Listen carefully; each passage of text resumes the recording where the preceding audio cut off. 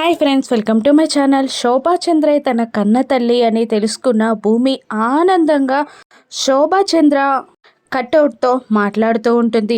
నిన్నే గురువుగా నేను తలుచుకొని నాట్యం నేర్చుకున్నానమ్మా, నీ కళ్ళ ఎదురుగానే నేను నాట్యం చేస్తానమ్మా అని అంటూ నడి రోడ్డుపైనే భూమి నాట్యం చేస్తూ ఉంటుంది. ఇక అప్పుడే అటువైపుగా ఒక కార్ వెళ్తూ ఉంటుంది. ఆ కారులో ఏదో షో చేయడానికి కొంతమంది అమ్మాయిలు భరతనాట్యం డ్రెస్ వేసుకొని అటువైపుగా వెళ్తూ భూమిని చూసి అక్కడే కార్ ఆపి భూమితో పాటు చక్కగా నాట్యం చేస్తూ ఉంటారు. అప్పుడు ఒక వ్యక్తి వచ్చి వాళ్ళు ఆనందంతో నాట్యం చేస్తున్నారని తెలియక అడుక్కునే వాళ్ళు అనుకొని ఒక కర్చీఫ్ని అక్కడ పడిచి దానిపైన డబ్బులు వేస్తూ ఉంటారు. ఇక అందరూ అలా ఆ కర్చీఫ్లో డబ్బులు వేస్తూ ఉంటారు. అప్పుడే గగన్ అటువైపుగా వెళ్తూ నాట్యం చేస్తున్న భూమిని చూసి షాక్ అవుతూ కిందికి దిగి వచ్చి, భూమి నువ్వేంటిలా అని అరుస్తూ నాట్యం చేస్తున్న భూమి చేయిని పట్టుకొని